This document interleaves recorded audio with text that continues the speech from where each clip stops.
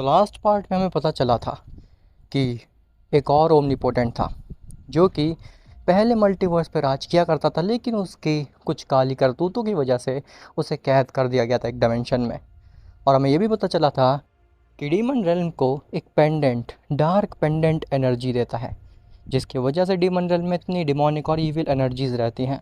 और उस पेंडेंट के पीछे जेनो, गोकू, वजीटा और जूलिया ये सभी पड़े थे।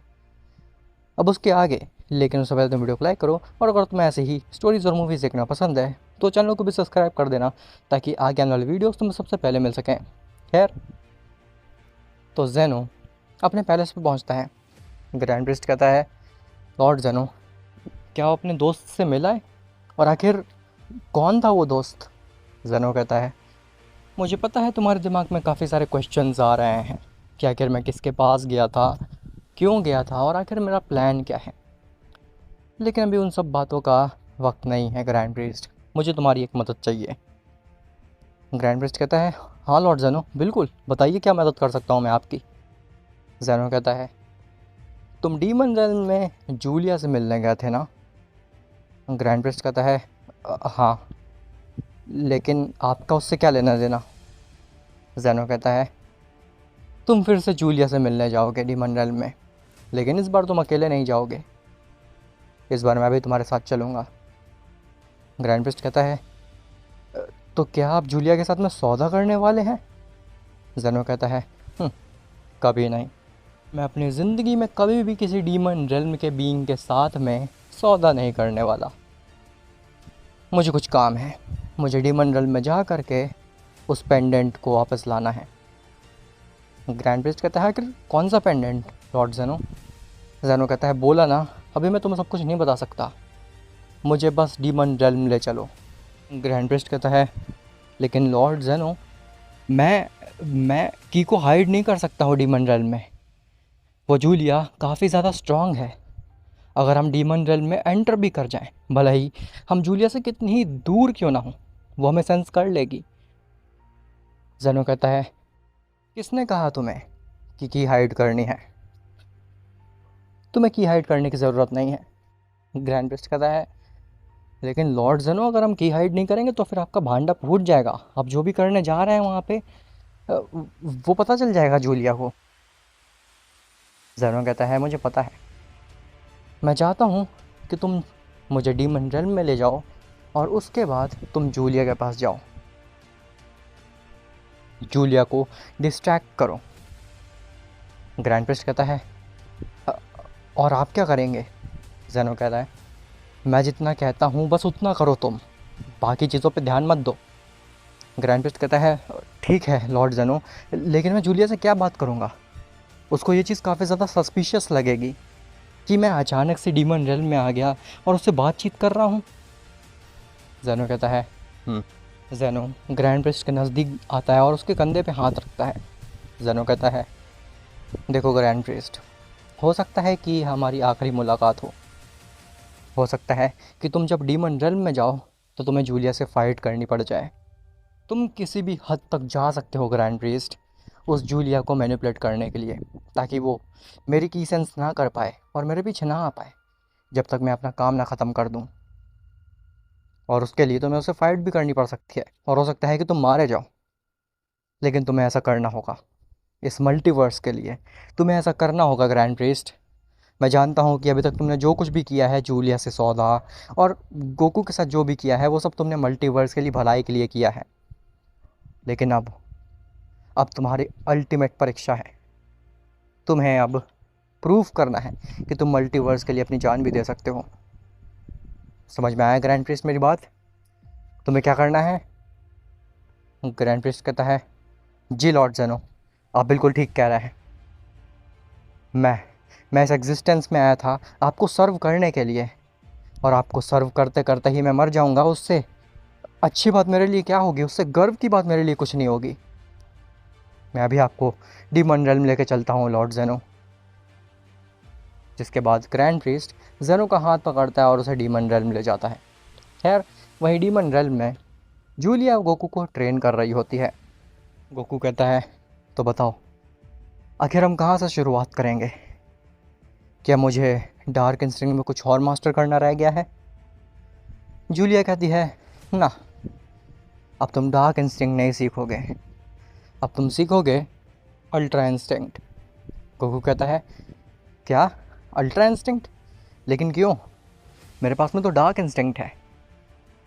मैं अल्ट्रा इंस्टिंक्ट क्यों ही सीखूं? तुम्हें तो कह रही थी कि डार्क इंस्टिंक्ट अल्ट्रा इंस्टिंक्ट से फार बेटर होती है, तो फिर अल्ट्रा इंस्टिंक्ट की ज़रूरत ही क्या है मुझे? जूलिया कहती है देखो गोकू, तुम भी जानते हो इस बात को कि अगर जेनो मैनिपुलेशंस करेगा तो फिर तुम उसे नहीं हरा सकते। उसके लिए तुम एक नॉर्मल बीइंग की तरह हो जाओगे। तुम्हारी डार्क इंस्टिंक्ट की स्पीड और स्ट्रेंथ बेकार रहेगी उसकी मैनिपुलेशंस के सामने।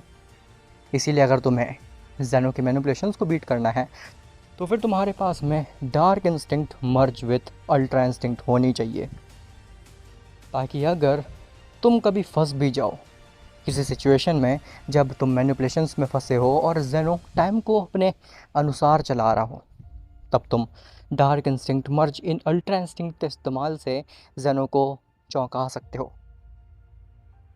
डार्क इंस्टिंक्ट को अगर तुम अल्ट्रा इंस्टिंक्ट के साथ में मर्ज कर दोगे तो वो इतनी पावरफुल हो जाएगी कि टाइम मैनिपुलेशन भी उसे बाइंड नहीं कर सकती। तुम टाइम मैनिपुलेशन के परे चले जाओगे और जेनो को लगेगा कि वो तुम्हें स्लो कर देगा टाइम मैनिपुलेशंस के साथ में, लेकिन ऐसा नहीं होगा। इवन टाइम मैनिपुलेशन तुम्हारे ऊपर कुछ फ़र्क ही नहीं डालेगी।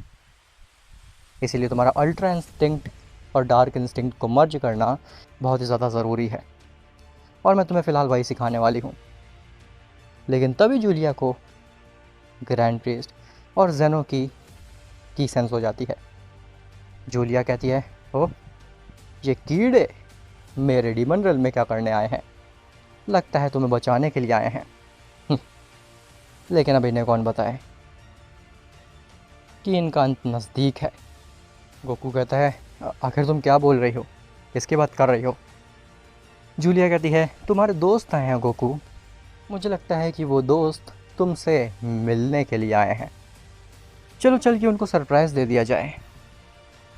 गोकू कहता है दोस्त? क्या ग्रैंड प्रीस्ट और जेनो आए हैं? जूलिया कहती है एकदम सही, तुम अभी तक उनकी की नहीं सेंस कर पाए, मुझे तो ये सुन करके ये हैरानी है। जिसके बाद जूलिया गोकू को लेकर के जाती है उस की के पीछे। तो जूलिया और गोकू पहुंचते हैं ग्रैंड प्रीस्ट के पास में। जूलिया खाली ग्रैंड प्रीस्ट को देख करके शॉक्ड रहती है। जूलिया कहती है तुम अकेले हो? मैंने तो 2 बींग्स की सेंस की थी, लेकिन तुम अकेले हो यहाँ पे, क्या तुम कुछ छुपा रहे हो? ग्रैंड प्रीस्ट कहता है हाँ, तुम्हें 2 लोगों की तो सेंस होगी ही, क्योंकि मैं अकेला 2 के बराबर जो हूँ। खैर, मैं यहाँ पे आया हूँ तुमसे सौदा करने के लिए जूलिया। जूलिया कहती है हाँ, तुमसे और सौदा? तुम जैसे बेअकल ग्रैंड प्रीस्ट से तो कोई बेवकूफ़ ही सौदा करेगा। मेरे को जो चाहिए था मेरे पास वो है, अब मुझे तुमसे कोई भी सौदा करने की ज़रूरत नहीं है। खैर, वहीं जूलिया के पैलेस पे जेनो पहुंच चुका होता है। जेनो कहता है मुझे पता है कि इसी पैलेस में कहीं पे वो पेंडेंट होगा, बस मुझे ढूंढने की ज़रूरत है उसे। जिसके बाद जेनो जूलिया के पैलेस में पेंडेंट को ढूंढने लगता है, अलग अलग जगह पे जा कर के। और ये चीज़ जूलिया सेंस कर लेती है। जूलिया जब ग्रैंड प्रीस्ट के पास होती है तो उसके दिमाग में ये बात क्लिक करती है। जूलिया कहती है अगर ग्रैंड प्रीस्ट यहाँ पे है तो फिर मेरे पैलेस की तरफ से किसकी की सेंस हो रही है मुझे? इसका मतलब है कि ग्रैंड प्रीस्ट मुझसे झूठ बोल रहा है, ये बस हमें डिस्ट्रैक्ट कर रहा है। गोकू, तुम इसको संभाल के रखो, तुम इस ग्रैंड प्रीस्ट को मार डालो, ये हमें बेवकूफ़ बना रहा है। ये कोई सौदा करने नहीं आया यहाँ पे, ये बस हमें डिस्ट्रैक्ट करना चाह रहा है। बाकी कोई दूसरा बीइंग है जो कि मेरे पैलेस पे है, और मुझे पता है कि वो मेरे पैलेस पे क्यों आया है। मैं उसे रोकने जा रही हूँ गोकू, और तब तक तुम इस ग्रैंड प्रीस्ट को मार डालो। याद रखना गोकू कि ये ग्रैंड प्रीस्ट, इसने तुम्हारी फैमिली के साथ में, तुम्हारे साथ में क्या किया है मत भूलना वो। ऐसा बोल करके जूलिया वहाँ से चली जाती है अपने पैलेस की तरफ। खैर, जेनो पूरा पैलेस छान देता है, लेकिन उसको जूलिया के पैलेस में कहीं पे भी पेंडेंट नहीं मिलता है। तभी जेनो की नज़र जाती है जूलिया के सीट पे। वहाँ पे एक बड़ा सा थ्रोन होता है जिसमें जूलिया बैठती है। जेनो कहता है ये थ्रोन थोड़ा अजीब है, ऐसा बोल करके जेनो एक की ब्लास्ट मारता है उस थ्रोन की तरफ, तो वाकई में वो थ्रोन डिस्ट्रॉय हो जाता है और उस थ्रोन के अंदर से एक चमकती हुई चीज निकलती है, और वो और कुछ नहीं बल्कि वही पेंडेंट होता है जो कि पूरे डीमन रेल्म को एनर्जी देता है। जेनो कहता है हो, मिल गया, शायद यही वो पेंडेंट है जिसके बारे में वो बात कर रहा था ओमनीपोटेंट। मुझे बस इसे हासिल करना है और ग्रैंड प्रिस्ट के साथ में अपने मॉर्टल रेल्म में वापस भागना है। ऐसा बोल करके जेनो उस पेंडेंट के नज़दीक पहुंचता है, तभी जूलिया आ जाती है उसके रास्ते में और वो जेनो को धक्का दे देती है। जूलिया कहती है हाँ, तुम्हें वाकई में लगा कि तुम इतने क्लेवर हो, तुम्हें वाकई में लगा कि तुम इतनी आसानी से ले जाओगे मेरे पेंडेंट को। मैं इतनी बेवकूफ़ नहीं हूँ, मैं तुम्हारी की को सेंस कर सकती थी जेनो। जेनो कहता है इस पेंडेंट को तो मैं ले जा करके ही रहूँगा, फिर चाहे कुछ भी क्यों ना हो जाए। ऐसा बोल करके जेनो अपनी ट्रू फॉर्म में ट्रांसफॉर्म हो जाता है।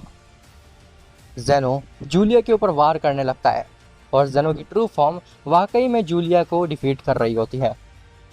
जूलिया एक भी अटैक डॉज नहीं कर पा रही होती है जेनो का, और तभी जूलिया डिसाइड करती है कि वो ट्रांसफॉर्म होगी अपनी ब्लैक फॉर्म में, और वो ठीक वैसा ही करती है, वो अपनी ब्लैक फॉर्म में ट्रांसफॉर्म हो जाती है।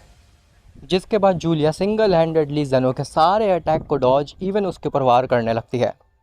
खैर, वहीं ग्रैंड प्रिस्ट के पास में गोकू अपनी डार्क इंस्टिंक्ट में ट्रांसफॉर्म होता है और वो पिछली बार की तरह ही इस बार भी ग्रैंड प्रिस्ट को डोमिनेट करने लगता है।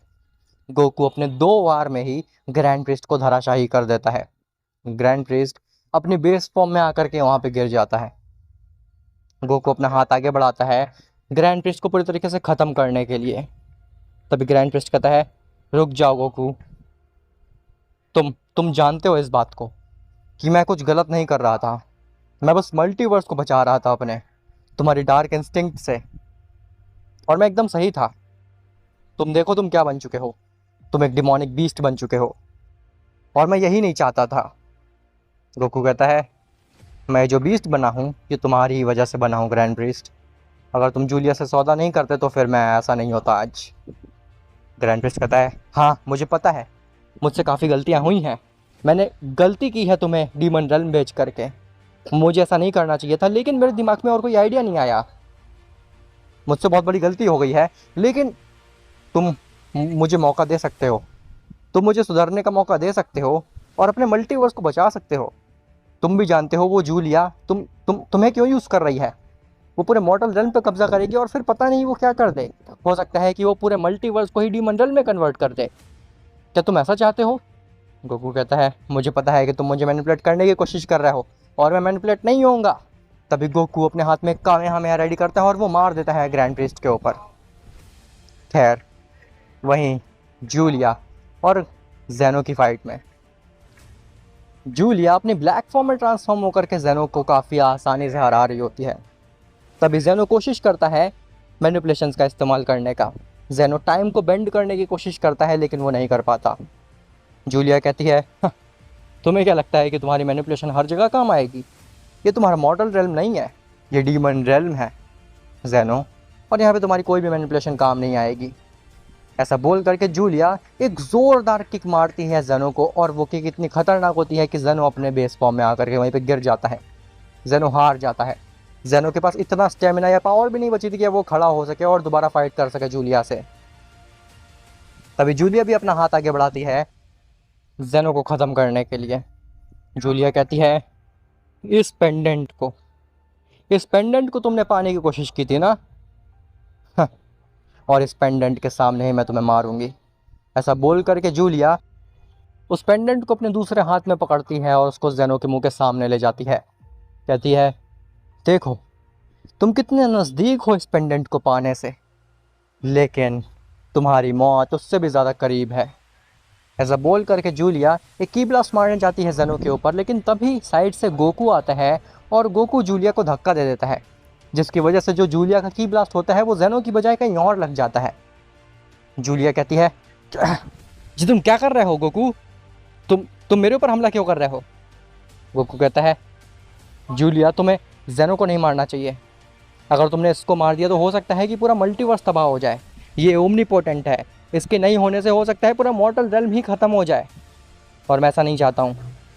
जूलिया कहती है ऐसा कुछ भी नहीं होने वाला है, मुझ पे ट्रस्ट करो। गोकू कहता है नहीं, स्टिल तुम ऐसा नहीं करोगी, तुम इन्हें नहीं मारोगी। तभी अचानक से कहीं से एक फाइनल फ्लैश आता है और वो जूलिया के दूसरे हाथ में लगता है, जिस हाथ में जूलिया ने पेंडेंट को पकड़ा होता है। और वो फाइनल फ्लैश वजीटा ने मारा होता है। वजीटा जल्दी से आता है, उस पेंडेंट को उठाता है और वो जेनो के पास चला जाता है, जिसके बाद जेनो एक पोर्टल खोलता है और उस पोर्टल के थ्रू गायब हो जाता है वहाँ से। जूलिया को समझ भी नहीं आता है कि ये सब हुआ क्या, इतनी जल्दी हुआ ये सब। जूलिया केवल देखती रह जाती है कि वजीटा जेनो और उस पेंडेंट को उसकी आंखों के सामने ले गया। जूलिया कहती है नहीं, ऐसा नहीं हो सकता, मेरा पेंडेंट। खैर, जेनो वजीटा को लेकर के किसी अजीब से ही डायमेंशन में पहुंचता है। वजीटा कहता है हाँ हाँ लॉर्ड जेनो, आखिर हम ये कहाँ पे आ गए। जेनो कहता है शुक्रिया वजीटा, तुमने मुझे बचा लिया और तुम इस पेंडेंट को भी अपने साथ ले आए। वजीटा कहता है वो सब चीज़ें तो ठीक है लॉर्ड जेनो, लेकिन हम हैं कहाँ पे।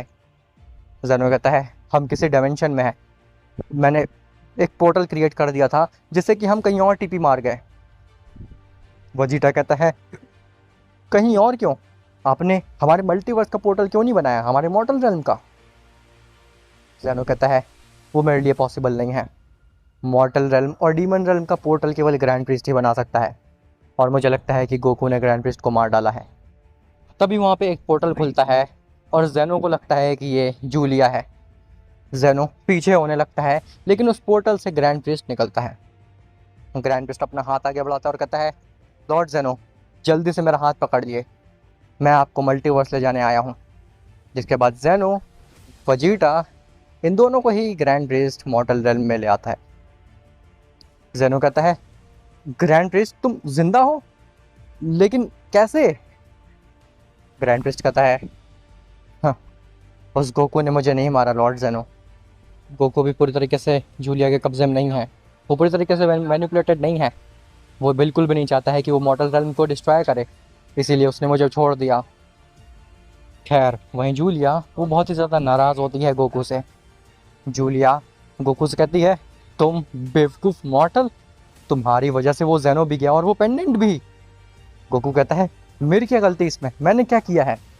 जूलिया कहती है तुमने बहुत बड़ी गलती की है, वो दारियो सही था, उसने सही कहा था कि तुम मॉर्टल्स पे तो कभी भरोसा ही नहीं करना चाहिए, और मैं गलत थी, मुझे लगा था मुझे तुम्हें एक मौका देना चाहिए, लेकिन नहीं, तुम मरने के ही काबिल हो। जिसके बाद जूलिया गोकू को दोबारा से कैद कर देती है एक काल कोठरी में, उसको चेन से बांध देती है। अब आखिर क्या होगा, क्या गोकू काल कोठरी से छूट पाएगा, चेन से आज़ाद हो पाएगा कभी। और अब जूलिया क्या करेगी, उसके पास तो पेंडेंट भी नहीं रहा, अब तो जूलिया और भी ज़्यादा फेरोशियस और गुस्से में आ जाएगी, वो हर किसी हद तक गिर जाएगी मॉर्टल रेल्म को और जेनो ग्रैंड प्रिस्ट को ख़त्म करने के लिए। और क्या वो पेंडेंट मिलने के बाद में ओमनीपोटेंट जेनो का दोस्त, क्या वो मदद करेगा जेनो की या फिर नहीं। खैर, जो भी होगा वो बहुत ही ज़्यादा इंटरेस्टिंग होगा। अब स्टोरी और भी ज़्यादा धीरे धीरे मसालेदार बनती जा रही है। उम्मीद करता हूँ तुम्हें ये पार्ट अच्छा लगा होगा। मिलते हैं तुमसे नेक्स्ट पार्ट में, तब तक के लिए बाय बाय।